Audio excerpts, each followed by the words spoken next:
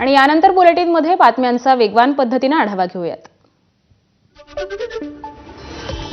उद्यापासून नागपुरात हिवाळी अधिवेशनाला सुरुवात होणार आहे। हिवाळी अधिवेशनाच्या पूर्वसंध्येला सत्ताधाऱ्यांकडून चहापानाचं आयोजन करण्यात आलंय। विरोधी पक्ष नेतेपदाचा प्रश्न प्रलंबित असताना विरोधक सत्ताधाऱ्यांचं चहापानाचं निमंत्रण स्वीकारणार का हे आता पाहावं लागेल। उद्धव ठाकरेंनी पुन्हा सरकारवरती टीका केली आहे। विरोधी पक्षनेतेपद देत नसाल तर उपमुख्यमंत्रीपद रद्द करा अशी मागणी उद्धव ठाकरेंनी केली आहे। उपमुख्यमंत्रीपद हे कायदेशीर नसल्याचं उद्धव ठाकरेंनी म्हटलंय, तर ईव्हीएमच्या माध्यमातून निवडणुका जिंकण्यात येत असल्याचा आरोपही त्यांनी सत्ताधाऱ्यांवरती केलाय। तसंच बूथ ताब्यात घेण्याचा प्रकार देखील सुरू असल्याचा आरोप हा ठाकरेंनी केलाय। महायुतीतील सर्व पक्षांचा माल एकच असल्याचा घणाघात हा देखील त्यांनी केलाय। मातोश्रीवरती उद्धव ठाकरेंच्या उपस्थितीत इतर पक्षातील नेते आणि कार्यकर्त्यांचा पक्षप्रवेश पार पडला। यावेळी ठाकरे बोलत होते। ताबडतोब त्यांनी विरोधी पक्षनेतेपद दोन्ही सभागृहाची जाहीर केली पाहिजेत आणि जर तुम्ही आम्हाला कायदे दाखवणार असाल तर मग उपमुख्यमंत्रीपद हे तत्काळ रद्द केलं पाहिजे, कारण असं संविधानामध्ये कुठेही तरतूद नाही। म्हणून जे काय त्यांच्याकडे खाती असतील त्या खात्याची मंत्री त्यांना बघा, त्यांच्याकडे कोणाच्या कुठल्या चाव्या द्यायच्यात, तिजोरीच्या द्यायच्यात किंवा बाथरूमच्या द्यायच्यात, ते सगळ्या चाव्या त्यांच्याकडे द्या, पण त्यांना उपमुख्यमंत्री हे बिरुद आता लावता कामा नये। आणि कायद्यानुसार एक लोकशाही जिवंत ठेवण्यासाठी विरोधी पक्षनेतेपद दोन्ही सभागृहात या सरकारने येत्या अधिवेशनात जाहीर केलीच पाहिजे, ही आमची आग्रही मागणी आहे। दरम्यान ठाकरे विरोधी पक्षाचे आमदार निवडून देऊ शकले नाही, त्यामुळे त्यांनी आपलं आत्मपरीक्षण केलं पाहिजे असं राधाकृष्ण विखे पाटील यांनी म्हटलंय।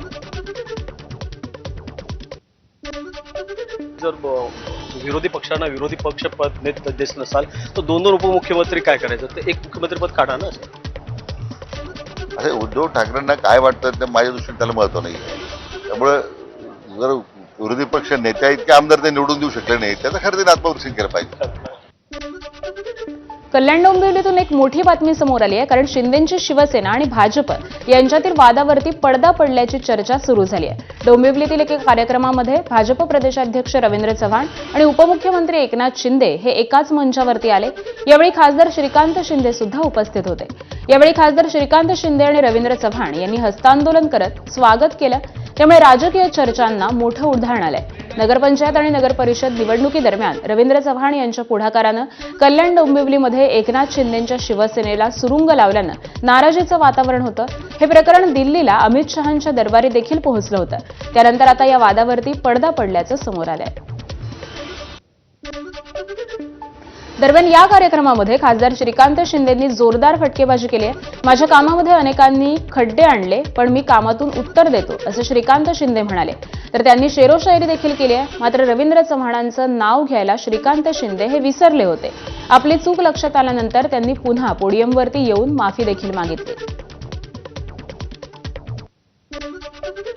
खूप अडथळे आले, खूप लोकांनी टीका टिप्पणी केल्या, खूप जे आहे खड्डे खोदायचं काम केलं, पण कधीच जे आहे खड्ड्यामध्ये जे आहे पडायचं काम जे आहे डॉक्टर श्रीकांत ज्यांनी खड्डे खोदले त्यांचं काय झालंय तुम्ही बघितलं। जे रोज टीका करत होते त्यांचं काय झालं बघितलं। मी कधी जे आहे टीकेतून उत्तर दिलं नाही।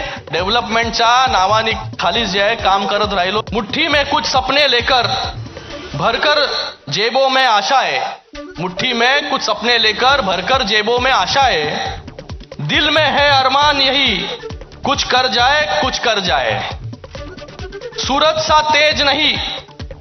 सा तेज नहीं मुझ में, लेकिन दीपक सा जलता देखोगे।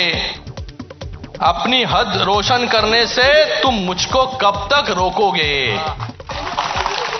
वेळेच्या ओघामध्ये मगाशी नावं घेऊ शकलो नाही, त्यासाठी दिलगिरी देखील व्यक्त करतो। या कार्यक्रमासाठी डोंबिवलीचे आमदार प्रदेशाध्यक्ष रवींद्र चव्हाण साहेब देखील उपस्थित आहेत।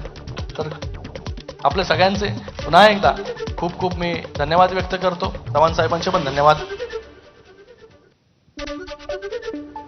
मुंबईतील महापौर पदावरून महायुतीमध्ये वाद होण्याची शक्यता आहे। मुंबईमध्ये भाजपचाच महापौर होईल या मंगलप्रभात लोढा यांच्या वक्तव्यानंतर शिंदेची शिवसेना आणि भाजपमध्ये नवी ठिणगी पडण्याची शक्यता आहे। लोढा यांच्या वक्तव्यानंतर शिंदेच्या शिवसेनेकडे भूमिका स्पष्ट करण्यात आली आहे। मुंबई पालिकेची निवडणूक महायुती एकत्र लढणार असून ज्याच्या जास्त जागा येतील त्याचाच महापौर होईल असं संजय गायकवाडांनी सांगितलेलं आहे.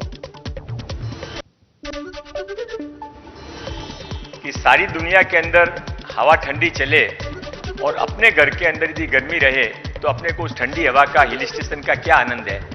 अपना घर इस बार मुंबई है और मुंबई के अंदर यदि चुनाव जीतना है तो वो केवल अमित साटम जी, राहुल नार्वेकर जी, आशीष शेलार जी की जिम्मेदारी नहीं हो सकती है. वो हम सबको उसकी जिम्मेदारी उठानी पड़ेगी. और एक बात समझ लीजिए, टिकट मिले नहीं मिले, काम कितना मिलता है कि नहीं मिलता है, पर भाजपा जब सत्ता में आएगी, भाजपा का जब महापौर बनेगा, माननीय देवाबाबू जब उसको शपथ दिलाने के लिए महानगर पालिका में जाएंगे तो आपकी और मेरी सबकी कॉलर टाइट होने वाली है. और मोहल्ले से लेके पुलिस स्टेशन से लेके महानगर पालिका तक आपको यदि साइड की कुर्सी में बिठाने वाले होंगे तो भी आगे की कुर्सी पर बिठाएंगे. त्यांनी मुंबई महापौरपदी भाजपचा बसावा. शिवसेना भाजप युती म्हणजे आमची शिवसेना त्यांची युती असेल तर निश्चितपणे त्यांच्या जागा जर जास्त आल्या तर महापौर त्यांचाच होऊ शकेल. आमच्या जागा जर जास्त आल्या तर आमचा होईल. आता आमच्या जागा आम्ही किती लढवतोय तर अद्यापर्यंत तर काही आपला शिवसेनेचा महापौर होईल असं काही वक्तव्य आमच्या पक्षाच्या नेत्याकडून आलेलं नाहीये. पण जर समजा काही महायुती नाही झाली तर मग आम्ही पण आमचा महापौर करू. आणि या बातम्यांसह बुलेटिनमध्ये एक छोटासा ब्रेक. पाहत रहा एबीपी माझा.